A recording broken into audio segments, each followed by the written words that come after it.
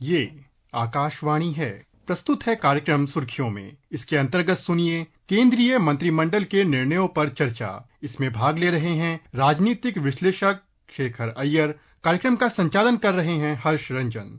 प्रधानमंत्री नरेंद्र मोदी की अध्यक्षता में आर्थिक मामलों की मंत्रिमंडलीय समिति यानी सीसीईए ने रबी फसलों के न्यूनतम समर्थन मूल्य यानी एमएसपी में वृद्धि को मंजूरी दे दी है। सरकार लगातार किसानों के हित के लिए काम कर रही है और सरकार की कोशिश है कि किस तरीके से किसानों की जो आमदनी हो वो बढ़ सके, और एमएसपी पर लिया गया फैसला जो कैबिनेट ने लिया, ये इसी दिशा में एक और कदम है। विस्तार में जानते हैं। दरअसल सरकार ने विपणन सत्र 2025-26 के लिए रबी फसलों के एमएसपी में वृद्धि की है ताकि उत्पादकों को उनकी उपज के लिए लाभकारी मूल्य सुनिश्चित किया जा सके। एमएसपी में सबसे अधिक वृद्धि रेपसीड और सरसों के लिए 300 रुपए प्रति क्विंटल तथा मसूर के लिए 275 रुपए प्रति क्विंटल की दर से की गई है। चना, गेहूं, कुसुम और जौ के लिए 210 रुपए प्रति क्विंटल, 150 रुपए, 140 रुपए प्रति क्विंटल और 130 रुपए प्रति क्विंटल की वृद्धि की गई है। शेखर, जैसा कि हमने देखा, मंत्रिमंडलीय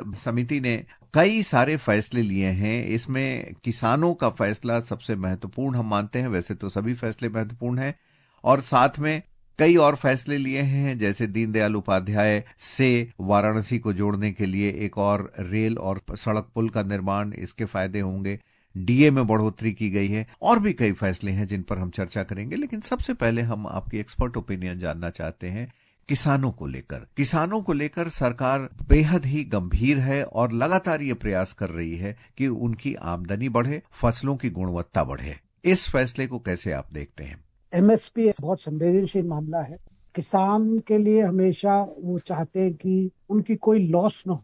हर साल सरकार बढ़ती आई है। एमएसपी आप देखेंगे अभी तक रबी में 7 क्रॉप्स के लिए देते हैं और खरीफ में 14 क्रॉप्स के लिए देते हैं जी। इस बार भी उन्होंने काफी बढ़ाया है, और खास करके जैसे आपने जिक्र किया, गेहूं के लिए 150 रुपया क्विंटल बढ़ा है, और लेकिन सबसे ज्यादा सरसों और रेपसीड के लिए जो बढ़ा है 300 रुपया पर क्विंटल, और चना के लिए 210।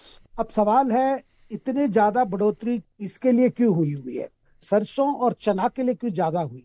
इसका पीछे सरकार की यही मानसिकता है कि किसान ज्यादा से ज्यादा इन फसलों को ध्यान दे, क्योंकि लगातार चावल और गेहूं पे बड़ा फोकस रहता है। लेकिन हम जानते हैं कि कई राज्यों में जो वाटर टेबल जो कहते हैं वो नीचे जा रहा है, जिसकी वजह से क्रॉप डाइवर्सिफिकेशन की बहुत जोर दिया जा रहा है।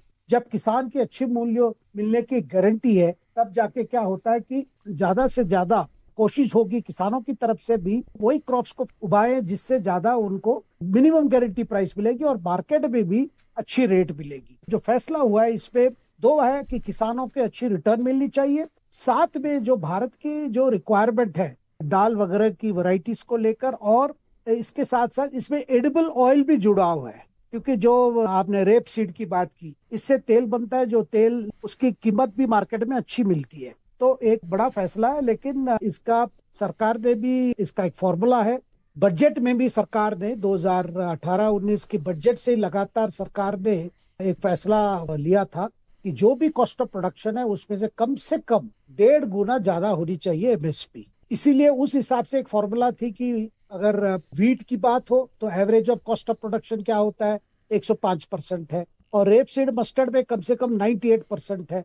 तो इस तरह के एक रेट बनी हुई है, जिस रेट के हिसाब से सरकार देती आ रही है, और सरकार चाहती है कि फार्मर्स को अपनी ठीक वैल्यू मिले उनकी पैदावार के लिए, और उनका इंसेंटिव भी रहे कि भाई हम डाइवर्सिफाई करें, केवल चावल गेहूं ना करके जाके पल्सेस पर ज्यादा ध्यान देना चाहिए। और हम देख रहे हैं सरकार के ये फैसले से काफी डाइवर्सिफिकेशन हो रहा है। काफी किसान आजकल ज्यादा चना और सरसों ये सब ज्यादा बल रहे हैं।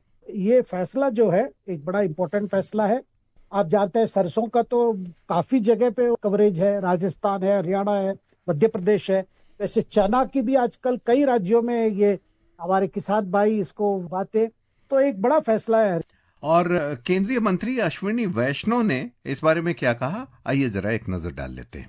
रबी मार्केटिंग सीजन के लिए एमएसपी अप्रूव हुआ है that the price at least 50% above the cost, वो सबसे बड़ा फैक्टर होता है। उस आधार पे जो 6 रबी क्रॉप्स हैं, गेहूं के लिए 150 रुपए बढ़ाया गया है, बार्ले यानी जौ के लिए 130 रुपए बढ़ाया गया है, ग्राम यानी चने के लिए 210 रुपए बढ़ाया गया है, मसूर के लिए 275 रुपीज बढ़ाया गया है और सरसों के लिए 300 रुपए की बढ़ोतरी की गई है और सैफलावर यानी कुसुम उसके लिए 140 रुपीज बढ़ोतरी की गई है। जी शेखर, तो हमने सुना केंद्रीय मंत्री अश्विनी वैष्णव ने भी वही बात की जिसकी अभी हम लोग चर्चा कर रहे थे कि दरअसल किसान जो हैं वो मुख्य फसल जो बोलते हैं धान और गेहूं उसमें तो बहुत ज्यादा इंटरेस्ट लेते थे, लेकिन जो ये साइड के पल्सेस हैं, चना है, सरसों है, रेप सीड्स हैं, इस पे उनका ध्यान थोड़ा कम होता था। इसी वजह से सरकार ने सबसे ज्यादा जो न्यूनतम समर्थन मूल्य एमएसपी बढ़ाया है, इन्हीं पर बढ़ाया है ताकि वो इसकी खेती के लिए प्रेरित हो सके। और आपने जैसा बताया कि जब इन फसलों की खेती की जाती है साइड बाय साइड बीच के मौसम में, तो उससे जो भूमि का जल स्तर रहता है वो भी बढ़ा रहता है और साथ ही इसका 3 लाभ हैं। एक तो आप पर्यावरण को भी सुरक्षित कर रहे हैं, पानी का जल स्तर भी ठीक है, और दूसरी बात किसानों को उसका लाभ होगा, आर्थिक लाभ होगा, बढ़े हुए एमएसपी से उनकी कीमत मिलेगी। और जो कंज्यूमर्स हैं, जो खाने वाले हैं, हम जानते हैं कि मोटे अनाज, चना, सरसों, इन सब का सेवन बढ़ाने से आपका स्वास्थ्य भी ठीक रहता है। तो सरकार एक तरीके से कहें कि एक फैसले से 3 लाभ पहुंचाना चाह रही है। आपका क्या कहना है? बिल्कुल, सरकार की सोच यही है कि किसानों को जितना वो मेहनत कर रहे हैं उस हिसाब से उनको वैल्यू मिलना चाहिए। और दूसरी बात, ये कॉस्ट ऑफ प्रोडक्शन को लेकर पहले भी काफी जिक्र हुई थी, स्वामीनाथन कमेटी रिपोर्ट वगैरह, लेकिन सरकार ने तय किया है जो ऑल इंडिया एवरेज जो बनता है, कई राज्यों में कई कई कॉस्ट होती है, लेकिन ऑल इंडिया जो कॉस्ट बनती है उससे 1.5 गुना ज्यादा मिलना चाहिए एमएसपी। अब बात आती है कॉस्ट ऑफ प्रोडक्शन में क्या क्या लिया जाता है, उसमें तो ह्यूमन लेबर भी है। ह्यूमन लेबर का मतलब कितने हाथ उस पे काम करते हैं खेत पे, और सरकार ने ये तय किया कि भाई परिवार के लोग भी लग जाते हैं, उसका भी एक कॉस्ट होता है। किसान परिवार में आप देखेंगे सब काम छोड़ के फिर इसी में लग जाते हैं सीजन के समय, तो वो जो ह्यूमन लेबर हो उसके साथ हायर भी करते हैं, कुछ लोगों को काम दिया जाता है तो उसका कॉस्ट, और बाकी मशीन का कॉस्ट भी जो लगेगा वो आपके बैल की हो या आपकी लेबर हो या मशीन लेबर हो। फिर अगर कोई लीज पे लिया है अपना जमीन तो उसका कॉस्ट भी होता है, और बाकी जो मटेरियल इनपुट्स यानी बीज हो, फर्टिलाइजर हो, मेन्योर हो, और पानी सिंचाई के लिए खर्चा है उसका भी लिया जाता है, और जो ट्रैक्टर हो जिसकी जो एक डिप्रिसिएशन कॉस्ट भी होती है उसकी भी एक कॉस्ट है। अगर वर्किंग कैपिटल किसान बड़े रूप में कर रहे हैं तो उसका भी कॉस्ट, और पंप चलाने का कॉस्ट, तो कई मिसलीनियस कॉस्ट है। ये सारे कॉस्ट को टोटल करके उससे 1.5 गुना हिसाब करके ये कॉस्ट फिक्स होता है। सो इसीलिए आप देख रहे हैं कि 2025-26 की जो रबी क्रॉप की जो ये है, ये सरकार का लगातार एक चल रहा है, क्योंकि आपने देखा होगा बीच बीच में एक आवाज आ रही थी भाई आप मिनिमम सपोर्ट प्राइस की कानून ले आओ, इसको लेकर भी कई बार चर्चा हुई है, लेकिन कानून का मतलब नहीं है। देखिए, कानून से आप नहीं कर सकते क्योंकि प्राइस जो है मार्केट फ्लक्चुएशन है, लेकिन सरकार हमेशा ध्यान देती है कि किसान को नुकसान नहीं होनी चाहिए, अपने कॉस्ट से कम नहीं होनी चाहिए, क्योंकि कई समय में ऐसा होता है किसान भाई कहते हैं भाई हमने खर्चा बहुत किया, हमने उधार भी ली तो हमारी कॉस्ट बहुत बढ़ गया है। तो उस हिसाब से सरकार ने इस बार ये जरूर ध्यान दिया है कि उन फसलों पर ज्यादा एमएसपी रेट बढ़ाए ताकि किसान भाई उस क्रॉप्स को ज्यादा उगाएं, उस पर ज्यादा फोकस करें, ताकि उनका रिटर्न भी बढ़े और देश की जो आवश्यकता है वो भी पूर्ण हो। बिल्कुल, केवल कानून लाने से चीजें बहुत सुव्यवस्थित हो जाती हैं ऐसा नहीं है।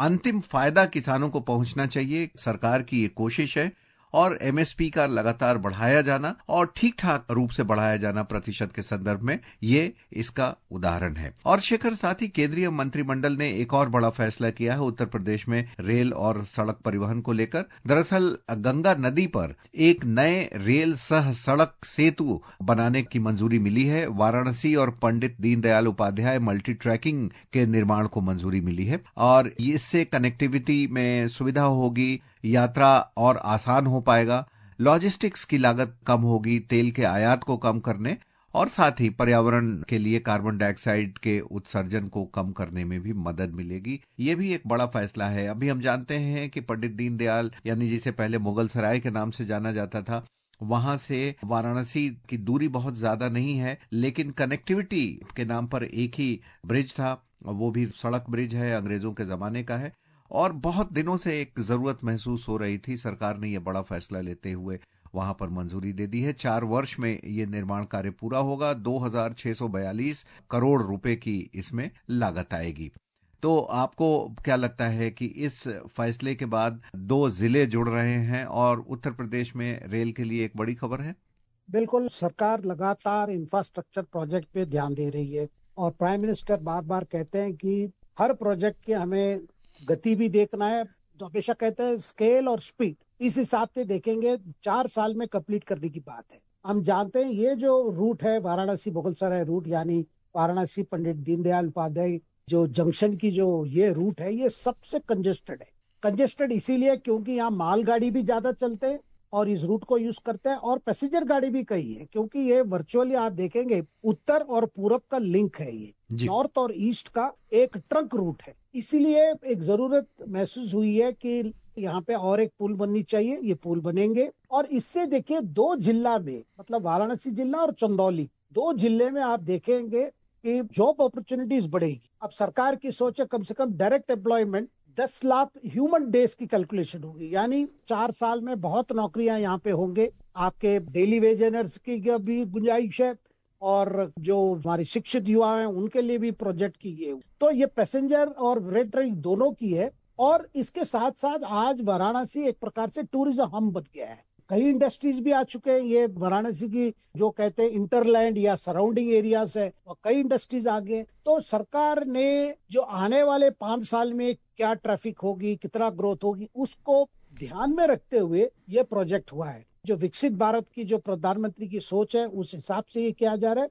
और इससे देखिए 2 चीजें होगी। मैंने तो जॉब अपॉर्चुनिटीज की बात, साथ में सेल्फ एम्प्लॉयमेंट की यहाँ पे कई होगा। ऐसे प्रोजेक्ट में कई सर्विसेज आ जाएंगे। इस सर्विसेज हमारे उत्तर प्रदेश के जो युवा हैं उसमें आप देखेंगे, जब इतनी पीपल और गुड्स और सर्विसेज की इतनी सब कुछ हो रहा है, वैसे देखा जाए तो भी जो रेलवे नेटवर्क है उसे 30 किलोमीटर बढ़ेगी, क्योंकि ज्यादा दूर नहीं है जैसे आपने कहा।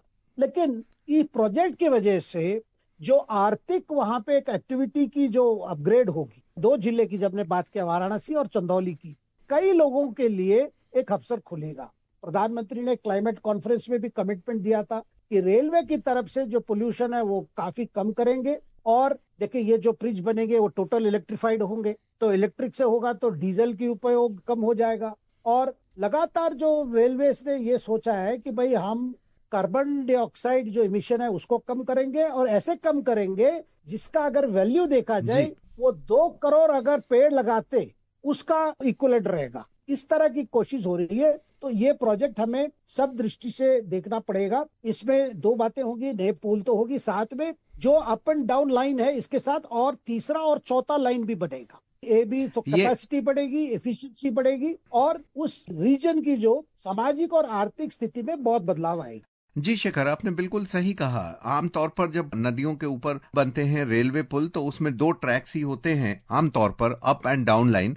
लेकिन इसको बड़ा ही विजनरी और फ्यूचरिस्टिक रखते हुए इसमें 2 अप लाइन और 2 डाउन लाइन यानी 4 ट्रैक हैं। तो सरकार पहले से ही ये मानकर चल रही है कि इस पर बहुत ट्रैफिक होगा और ये हर तरीके से फायदेमंद कैसे रहे, इसको सोचकर ही इसको बनाया जा रहा है। केंद्रीय मंत्री अश्विनी वैष्णव क्या कहते हैं इस बारे में, आइए जरा सुन लेते हैं।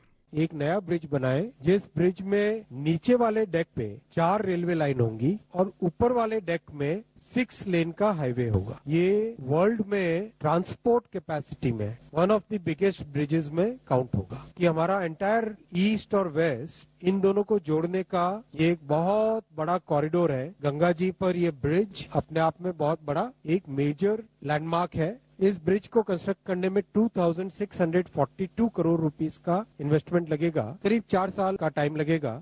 तो शेखर, हमने सुना कि केंद्रीय मंत्री ने भी यही चीज कही कि किस तरीके से यहाँ रोजगार के अवसर बढ़ेंगे और 4 साल के कम समय में ही ये पूरा हो जाएगा। तो केंद्रीय मंत्रिमंडल के फैसले पर आज की हमारी चर्चा यहीं हम समाप्त करते हैं। शेखर अय्यर, आपका आकाशवाणी से जुड़ने के लिए बहुत बहुत धन्यवाद। धन्यवाद। अभी आप सुन रहे थे केंद्रीय मंत्रिमंडल के निर्णयों पर चर्चा। इसमें भाग ले रहे थे राजनीतिक विश्लेषक शेखर अय्यर। कार्यक्रम का संचालन कर रहे थे हर्ष रंजन। ये कार्यक्रम आकाशवाणी के समाचार सेवा प्रभाग द्वारा प्रस्तुत किया गया। इसे आप हमारे mobile app news on AIR